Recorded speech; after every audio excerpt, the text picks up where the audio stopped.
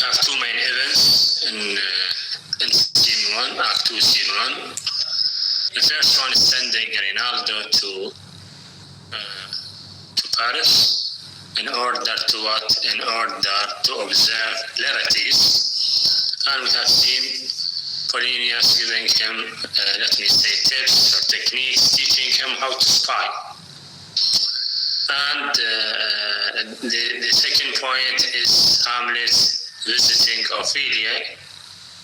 It's not visiting, but actually he came to her room, to her chamber, uninvited. And we also mentioned something or said something about that, because it is against the rules, against the code of ethics. And we have seen, different possibilities or different possible interpretations can be given to this, to that scene or to that event. Concerning Ophelia and Hamlet, concerning the relation between Ophelia and her father. And we also mentioned another point, that sending Ronaldo to spy on Laertes or to observe Laertes might give us an indication about Polonius and the fact that he wants to be proud of his spying, of his ability to know everything. But this might not be true, might not be accurate, as we are going to see in the process of time, that this character, Polonius, is not really aware of the main points, of the main events in the area or in his surrounding. His mentality is what is directed in such a way that it does not really touch the central point, but he has certain ideas, certain points in his mind, and he wants to make sure, or he wants to guarantee that those points are accurate.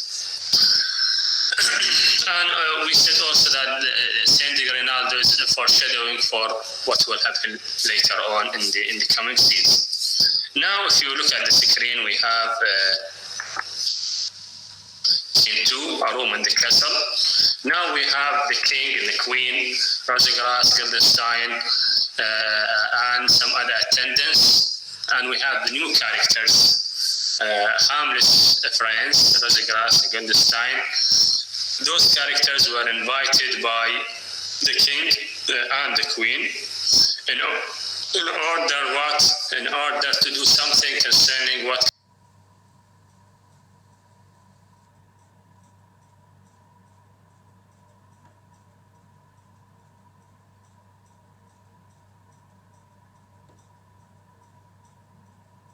concerning Hamlet. If you remember, Hamlet's visiting or coming to Ophelia's room might be taken as the beginning of his attempt as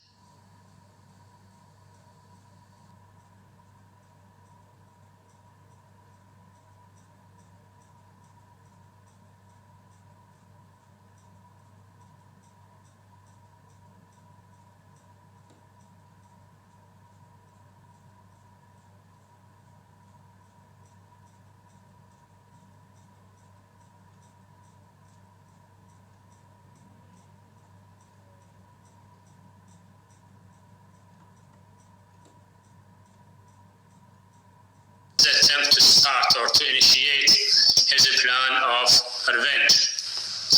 I mean, now Hamlet is thinking, Hamlet is having a plan. Hamlet has started for example, his anti-disposition, and now this is the beginning of his plan of revenge. When in this scene we look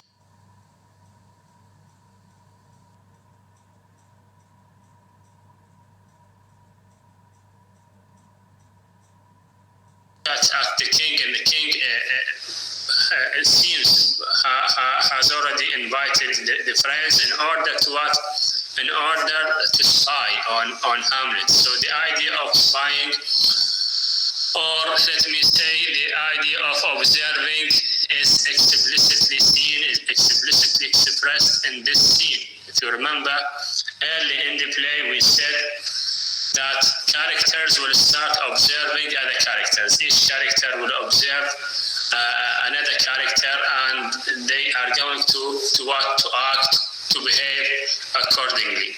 So this is what now the idea of observing is what is seen, let me say explicitly, very clear. Characters are observing each other, and characters, in the process of time, we are going to see that characters are going to be divided into what? Into groups. Hamlet's group and Claudius' group. Welcome, dear. Let us read the first lines. Welcome, dear Razagras and Guildenstern. Moreover, that we much did long to see you, the need we have to use you to provoke our hasty sending. So those friends, they were invited quickly in order to be what? In order to be used. I mean, the word use, which is mentioned by the king, might give the impression that those characters are going to be what? Are going to be treated maybe less than human, to be dehumanized, I mean, to look down at them. Okay. Generally, they will have two main missions, two main targets, or one mission which is of two, let me say, of two objectives or two targets they are supposed to accomplish. First of all, to draw him on to pleasure. To draw him on to pleasure. So this is the central point. The first point is that you are supposed to be able to get Hamlet out of this state of melancholy. You are friends, the same age, you are close to each other, and you can definitely encourage Hamlet, talk with Hamlet in such a way in order to bring him back to joy, to happiness, and to his normal state. And if you are not able to get him back to the normal state, you are supposed at least to know the reason, to know the reason behind this, the real reason behind Hamlet's state. Another line I want to read. Something have you heard of Hamlet's transformation? So Hamlet now is having a transformation, so call it something nor the exterior nor the inward man. Look at the description.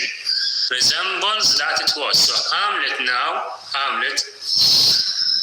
in terms of the external, let me say, description and the inner description, has nothing to do with the previous Hamlet.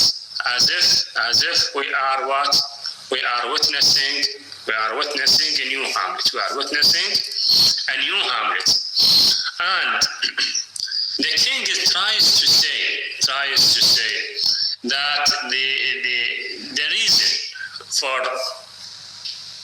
for Hamlet's state, or the reason that is really, let me say, seen, that is burning his mind, I mean the king's mind, is his father's death, Hamlet's father's death.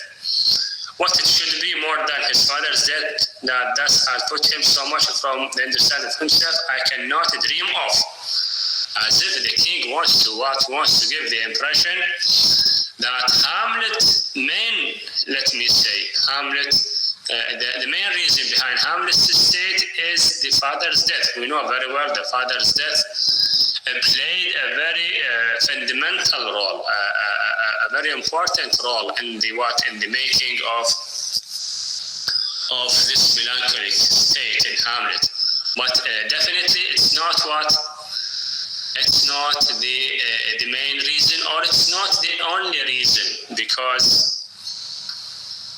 Hamlet is also aware of something else, I mean the marriage, the hasty marriage, which is very well known for everyone. Then the queen will talk with those characters, and of course Rosegras and Guildenstern, they are going to show their, let me say, their loyalty, their their love, their admiration, and they want to do anything for the sake of the king and the queen. But we are not supposed to forget that those characters are motivated by what? Are motivated by their personal, let me say, preference. They want some sort of recognition. They want success. So we have to be aware of this as well. Those characters are treated or are represented as one character. They stand for the same idea, they stand for the same thing.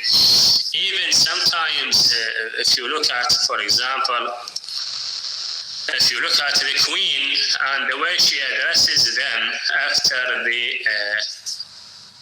king, look at this line, if the screen is clear, look at this line. Thanks, Rosegras and gentle Guildenstern. Queen Gertrude, thank Guildenstern and gentle Rosegras. This way of let me say, talking, addressing the characters, gives us the impression that it might be hard to differentiate between them, because they represent the same idea. They have they stand for the same thing. And concerning the Hamlet's psychological state and the great change we can notice in Hamlet, the queen described Hamlet as too much changed son. This is how she described the Hamlet, the character. Go, some of you, and bring these gentlemen where Hamlet is. And now Polonius will come. So the first point, we have Hamlet's friends, they are coming. And the king said something, and the queen also described Hamlet as too much changed son. And we said that it is hard to differentiate, it is hard to, let me say, to draw a line of distinction between those characters. Now Polonius is coming, and if you remember Polonius, when he, let me say, in the previous scene, Ophelia told him about the fact that Hamlet came to her room.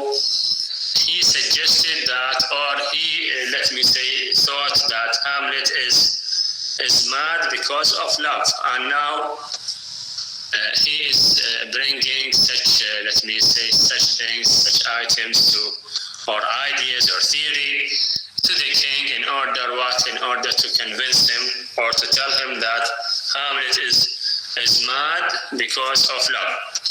Anyway, he's coming now to the king, and now he's announcing the arrival of the ambassadors, from Norway. And I just want to remind you that those ambassadors were sent by Claudius in scene 2. If you remember that scene in which the king Claudius delivered a very long speech. And in that speech, he actually sent Cornelius and Voltman to Norway in order to solve the problem with Norway, and to at least to try to find, let me say, solutions a problem. So the king is asking him, he wants to asking Polonius to bring those diplomats, and look at these words. The ambassadors from Norway, my good Lord, are joyfully returned. So, I mean, success is there. They have achieved something. They have done something. Thou still has been the father of good news. I mean, Polonius, you always bring good news. My Lord, look how Polonius shows his loyalty. Have I, my Lord, I assure my good liege, I hold my duty as I hold my soul. I mean, he is what? He is loyal to the king, both to my God and to my gracious king. I mean, as if he wants to say, we know that the king is what? The king is the representative of God. I mean, the representation of God. This is a political what? A political dimension. Okay. Then this line, I have found the very cause of harmless lunacy. I have found the very cause of harmless lunacy. And as I said before, I mean, Hamlet or Polonius wants to give the impression that he really knows about the reason behind Hamlet's name, Hamlet's lunacy or Hamlet's madness. But we are going to we are going to notice in the process of time that this is not true. This is not true.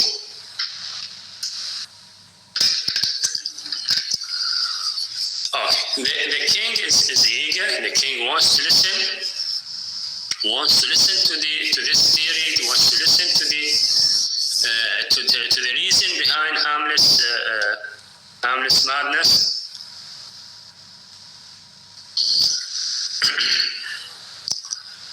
Now Polonius doesn't want to talk.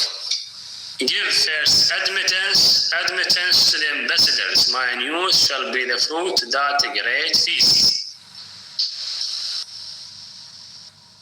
He doesn't want to talk before the ambassadors. He wants the ambassadors to talk first, and then he will start talking after the ambassadors.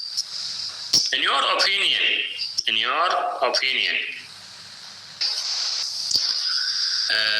why Claudius wants to talk after the ambassadors?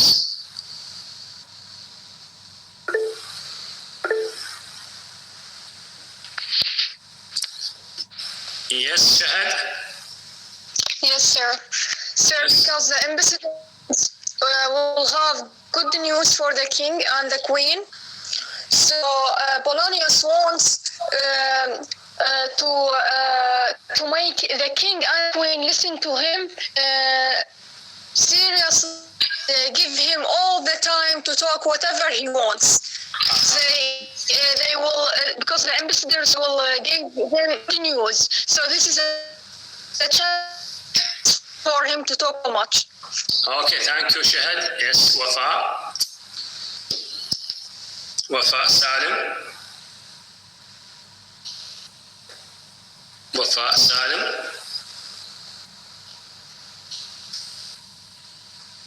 Ali Jabbar.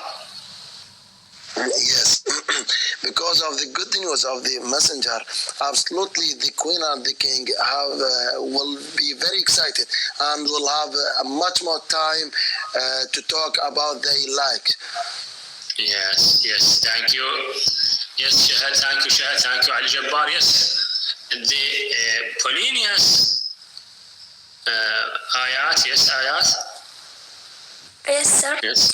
Because he didn't reply immediately as the son of good rural. When it comes, it's very important issues that rural shouldn't talk, decide quickly. He should take his time. Thank you, Ayat. I think you are talking about another point. Anyway, you are most welcome. Thank you very much for your participation. Yes, Wafa Salim.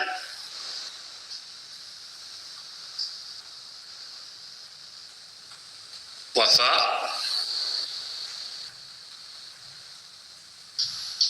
Okay. So he decided, or he said that, or suggested that the ambassadors are supposed to talk first, because he wants to make use of the role or the impact of the speech, the psychological impact on the king and the queen. Of course, the king and the queen, once they are going to listen to the good news brought by the ambassadors, they are going to be happy, they are going to be pleased, excited, and they will be eager, of course, to listen to Polonius, and Polonius is going to be free. He will talk for a long period of time. He can express himself the way he likes. Okay. Then the king, look at the way, look at this line. Exit Polonius. He tells me, my dear Gertrude, he had found the head and source of all your sins December. This is the king talking with the queen, and he's telling her that Polonius had already discovered the main reason behind Hamlet's melancholy, or Hamlet's sadness or madness. Now, the queen, her reply shows that, shows the difference with the king. I doubt it is no other but the main, his father's death and our hasty marriage. So this is the main reason. So the queen can really show the main reason behind Hamlet's estate. Unlike the king, who mentioned one reason, that is his father's death, and he didn't mention the marriage. Then the diplomats will come, and they will start talking about what happened with the king of Norway, and how that king actually reprimanded Fortinbras for his attempt to attack Denmark, and he asked him to stop that attempt immediately, and he gave him money, and he suggested, the king of Norway, he suggested that instead of attacking Denmark, that Fortinbras can use his army in order to attack another country, Poland. In order to attack another country, but he can use the Danish territory. So this might seem what? This might seem a trick. This might be a trick.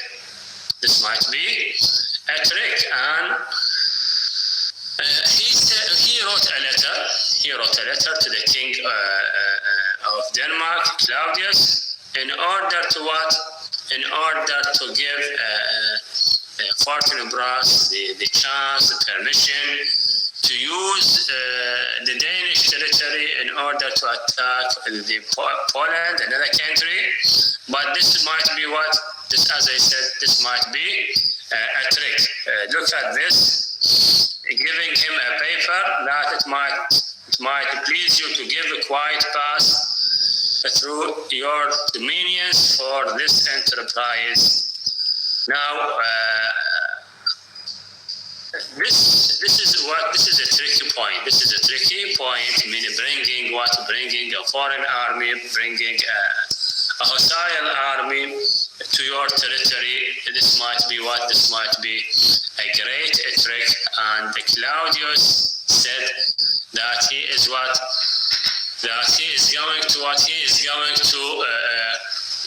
look at this, to consider this, to read this letter later on. He is not supposed give an immediate opinion, an immediate decision. He is supposed to what? He's supposed to wait for a while, to consider this, to consult others in order to decide. So this might be taken as an example of what? An example of the fact that Claudius is able to present himself as what? As a reliable ruler, a successful ruler, one who is not hasty, who is not who's not ready to decide quickly. You know, as a ruler, you are supposed to what? You are supposed to wait for a while, to consider everything, to look at the matter from different perspectives. So this is what, as far as the ambassadors are concerned, and the good news they brought. And now Polonius is free to talk and to express his ideas. Okay, Polonius now in this scene, we can look at him as what? As a stage manager. This is the point we can see. I mean, as far as Polonius is concerned, he is bringing people. He is, let me say, welcoming people, telling them to talk, asking them to leave. So he's a stage what? He's a stage manager. Now Polonius will start talking. And if you read the lines mentioned by Polonius, you can see that, I mean, he is not touching the main point. I mean, if you read, for example, let us read some. This business is well ended, my liege and madam, to expostulate what majesty should be, what duty is, our day is day, night, time is time, and lots of what phrases, sentences, which have nothing to do with the main line of thought. They have nothing to do with the central point. What is going on in his mind, in Polonius' mind, that Hamlet is mad because of what? Because of love. So he is not able to express this idea in a clear way. He will try to define madness. This point will show us certain, let me say, attributes in Polonius' character. Can we define madness as ordinary people? Maybe in medicine, psychiatric, there is a definition definitely for madness, but normal people, do we need a definition for madness? Do we need a definition for a mad person? No, sir, because we know that the mad person has not a rational thinking. It's very clear, right? It's very clear. It's very obvious. What Polonius is trying to do now. What Polonius is trying to do is that he's trying to what? He's trying to Wafa. I don't hear you, Wafa. Sorry. I don't hear you. Anyway. He is trying to what? He is trying to define the obvious. This is one of the features in Polonius' character, defining the obvious. And I think defining the obvious, any attempt to define the obvious is what will give us the impression that the person is not serious, or that the person is a comic character, because he's trying to say or to define something which is very well known. Mad call I it for to define true madness. What is it but to be nothing else but mad? Oh my God, this is the definition. This is the definition, which is what shows us something about what? About Polonius' character. The queen is listening, and let me see, we have a line. The queen is listening, and she seems she's fed up.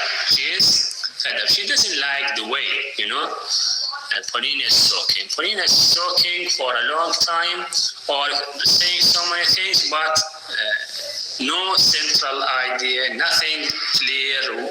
What is your point of view? So she told him, more matter with less art. More matter with less art. I mean, try to touch the point. You are not supposed to what? To talk, to say so many things, so many words, so many phrases. But these words and phrases have nothing to do with your idea. You can what? You can reduce your sentences, your paragraph, your passage to 1 or 2 sentences, and that's it. So he will start reading the letter.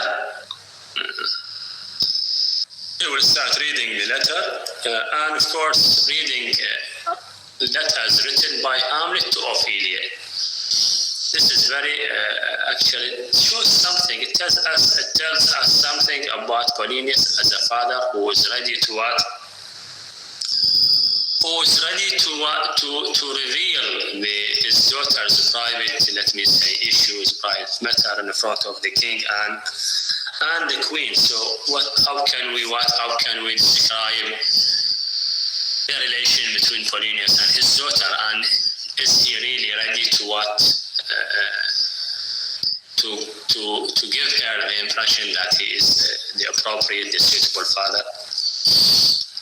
And he will read the letter, which is what, of course, poetry, lovers. I mean, at that time, when they want, or if they want to express their emotion, their love, they are going to what? They are going to write letters. They are going to write poetry.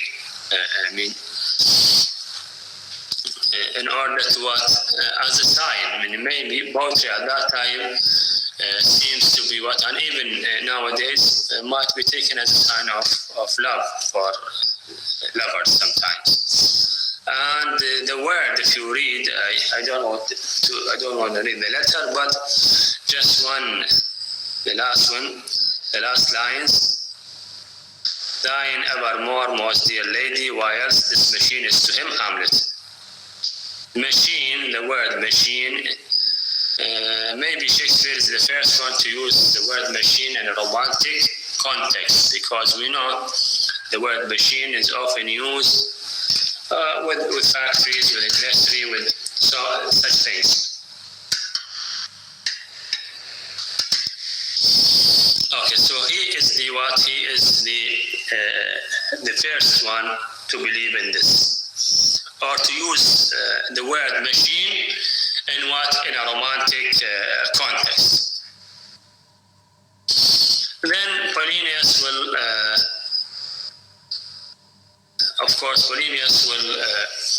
will talk about the relation, and the king will ask him about let me say, the truth of this relation between Hamlet and Ophelia. And he will say that he used to observe, he used to look at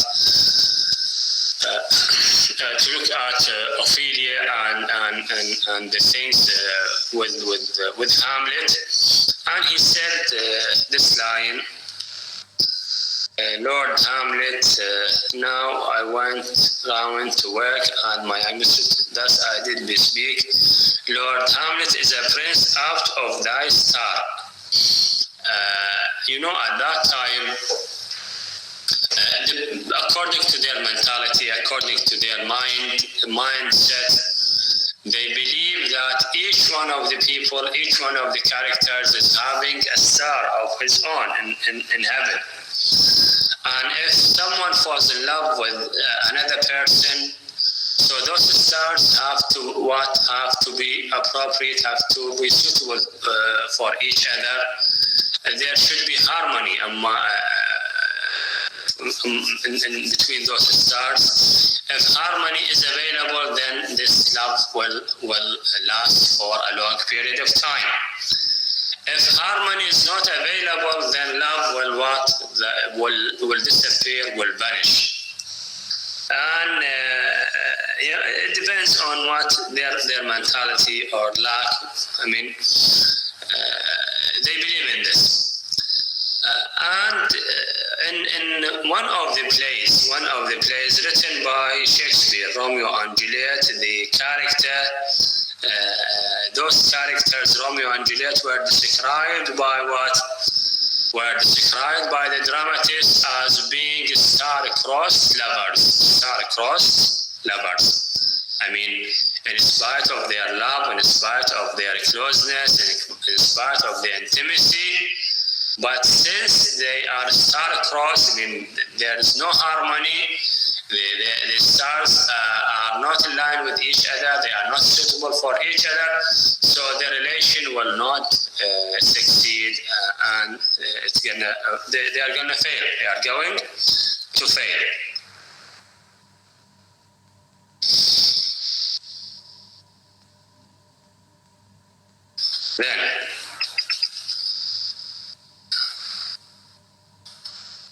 Then the king is asking the queen, do you think it's this?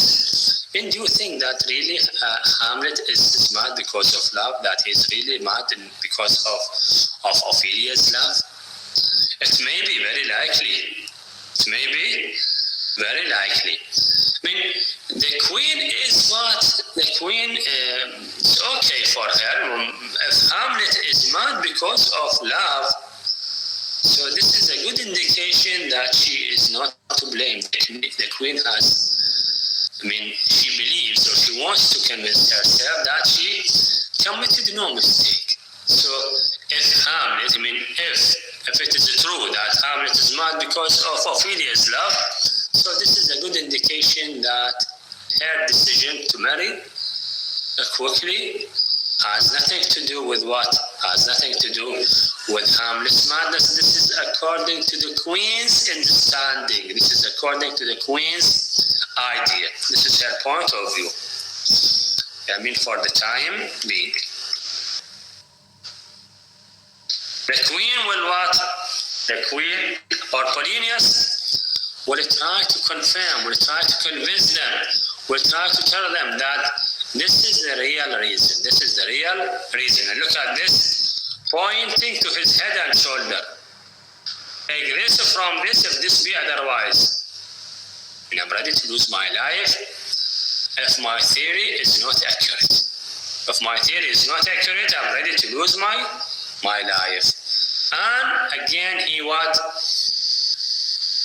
tries to confirm the fact that he is ready to run after the truth everywhere, to find the truth, discover the truth everywhere, and he is ready to do anything. And we have seen this, spying on his son, ready to use his daughter, ready to talk about private issues concerning his daughter, in order to what? In order to prove the accuracy of his theory, the fact that his theory is accurate. Then there should be a plan. There should be a plan in order to what? In order to prove that this is true. So the king, we have, how may we try it further? We have to what? We have to try it. We have to test. You have a theory. In order to prove that this theory is true, so we have what? We have to test this. So what are they going to do? What are they going to do?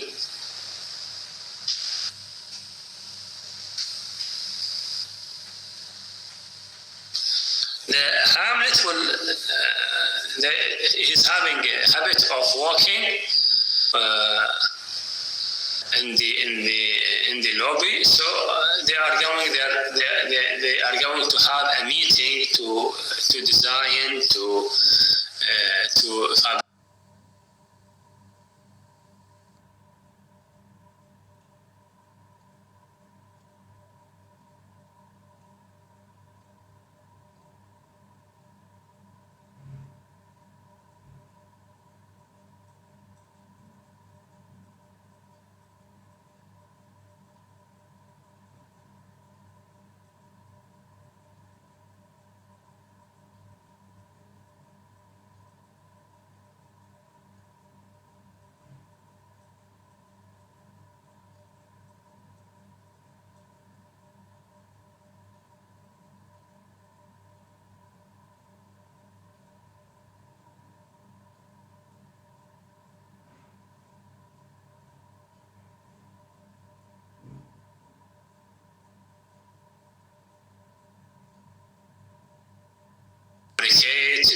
create a meeting between Ophelia and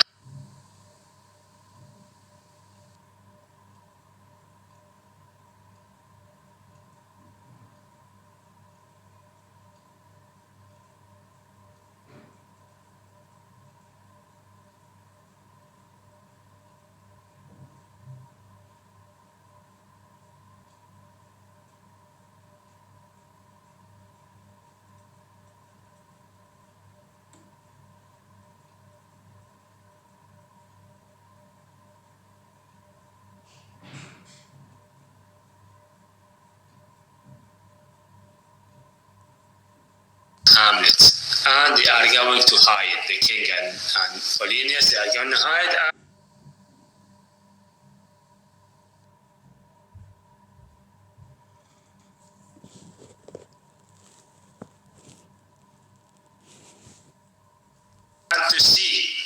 And to see whether Hamlet is really mad because of love or not, because it will be clear if they are lovers.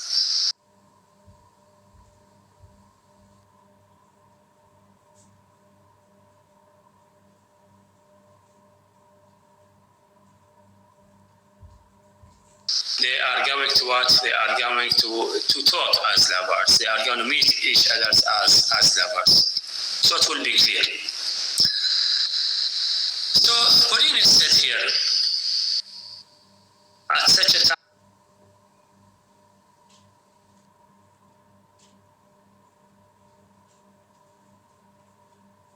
I lose my daughter to him. If he comes, I'm going to send Ophelia to him in order to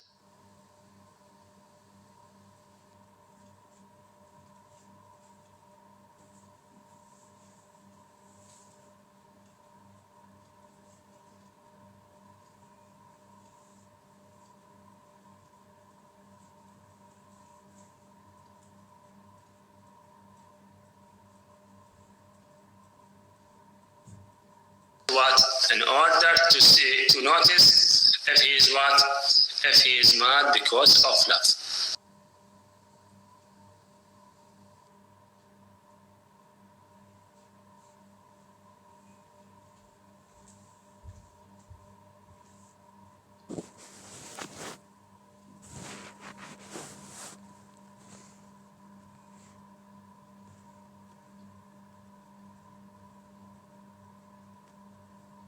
To him.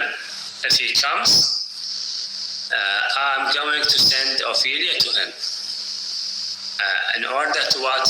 In order to notice if he is mad because of love. Image of hunting.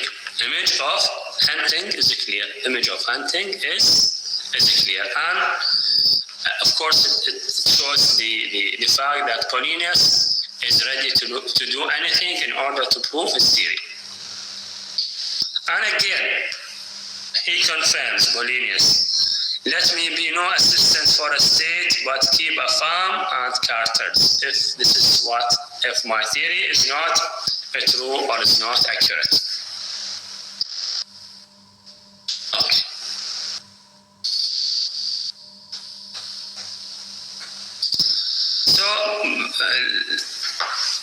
this is the point. I mean, and the Queen is noticed that Hamlet is coming, and he is reading a book, and of course, books have been mentioned repeatedly in the play. Have been mentioned repeatedly in different places. We have scholars, we have university, we have books. So books have also been mentioned repeatedly in the play by Hamlet in particular. Have been mentioned by Hamlet in particular. So these are the main points we have for this time. We are going to stop here, and if you want to say anything, if you want to express yourself, to comment, you have any query, any comment, of course we are ready to listen to you.